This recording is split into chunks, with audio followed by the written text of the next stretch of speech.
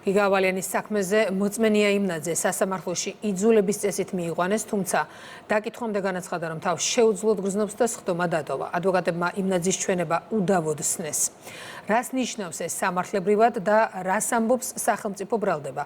მარიამ ქართველიშვილისგან გავიგებთ. პირველად ქართული მართლმსაჯულების ისტორიაში სისხლის სამართლის საქმეზე მოწმე იძულების წესით მიიყვანეს. ეს მოწმენია იმნაძეა და ის პოლიცია მიიყვანა თბილისის საქალაქო სასამართლოში. ნია იმნაძე გიგავალიანის გარდაცვალების საქმის ერთ-ერთი მთავარი მოწმეა. ამას ამბობს სახელმწიფო ბრალდება და პროკურორი რამდენჯერმე იცადა იმნაძის გამოძახებას სხდომის დარბაზში დასაკითხად, თუმცა სხვადასხვა მიზეზის გამო იმნაძე არ ცხადდებოდა სასამართლოში. სწორედ ამიტომ პროკურატორ შუამდგომობით მიმართა სასამართლომ დააკმაყოფილა და იმნაძე იძულების წესით მიიყვანეს, როგორც უკვე გითხარით, სასამართლოში.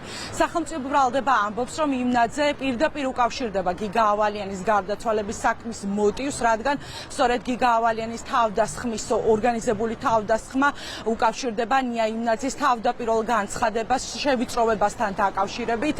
სახელმწიფო ბრალდებისგან წინასწარ ვიცოდით, რომ იმნაძის მიმართ საკმაოდ ბევრი დამაზუსტებელი და მათ შორის კრიტიკული კითხვა ჰქონდა მომზადებული, რომელსაც მოლოდინი იყო, რომ სხდომის დარბაზში დაუსვამდა, თუმცა მოვლენების შემდეგ ნაირად განვითარდა. მას შემდეგ, რაც მოწმე იმნაძე სხდომის დარბაზში შევიდა, მოსამართლემ მას სახელით გვარი და საცხოვრებელი მისამართი ჰკითხა, რის შემდეგაც მოწმემ თქვა, რომ ის შეუძლოდ გახდა დარბაზში გამოიძახეს ექიმი და ამ შესვენების დროს ბრალდებულების უფლებადამცველებმა თქვეს, რომ იმნაძის ჩვენებას უდაოდ ხდიდნენ, რაც ნიშნავს იმას, რომ იმნაძის სასამართლოში დაკითხვა და მისთვის კითხვების დასმა დღის წესრიგიდან მოიხსნა და სასამართლომ უნდა იხელმძღვანელოს იმნაძის მიერ წინა საგამოძიებო პერიოდში მიცემული ჩვენებებით, რომელიც პროკურორის განმარტებით ასეთი სამია და ურთიერთგამომრიცხავია. სახელმწიფო ბრალდებელი ამბობს, რომ დაცვის მხარის წინასწარ მოფიქრებული სცენარი იყო იმისთვის, რომ იმნაძეს მამხილებელი ჩვენება არ მიეცა ბრალდებულების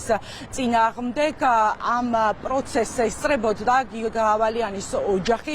დაზარალებულების შეფასებები განვითარებულ მოვლენებთან დაკავშირებით იყო უმძიმესი, რადგან მათაც ჰქონდათ მოლოდინი, რომ იმნაძე საკმაოდ ბევრ კითხვის ნიშანს გასცემდა პასუხს.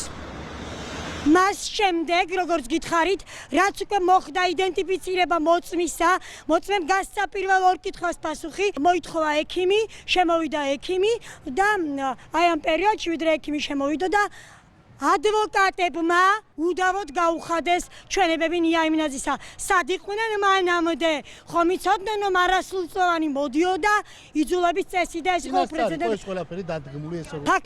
ფაქტია გენეცვალი, ახლავე წაიყვანონ, ექსპერტიზა ჩაუტარონ ნია იმნაძეს, არ შევარჩენ არავის, ვერ დამემალებიან.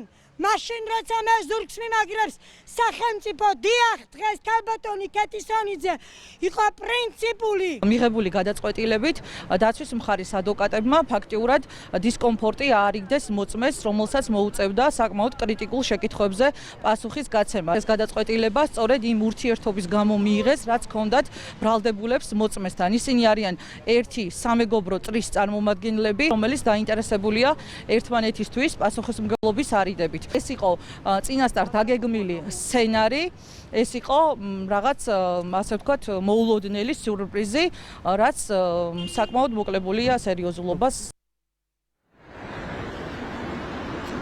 გიგავალიანის გარდაცვალების საქმის ერთ-ერთი ეპიზოდი განიხილებოდა დღეს საქალაქო სასამართლოში, სადაც ბრალდებულები არიან ანინა სყიდაშვილი, რომელსაც განსაკუთრებით მძიმე კატეგორიის დაფარვას ედავებიან და ასევე დემეტრე ჩიქოვანი, მას გიგავალიანზე ორგანიზებულ თავდასხმას და მომზადებას ედავებიან. ავალიანის საქმის ძირითად ეპიზოდზე განაჩენი უკვე დამდგარია და ორ ბრალდებულს 14 წლიანი პატიმრობა აქვს შეფარდებული.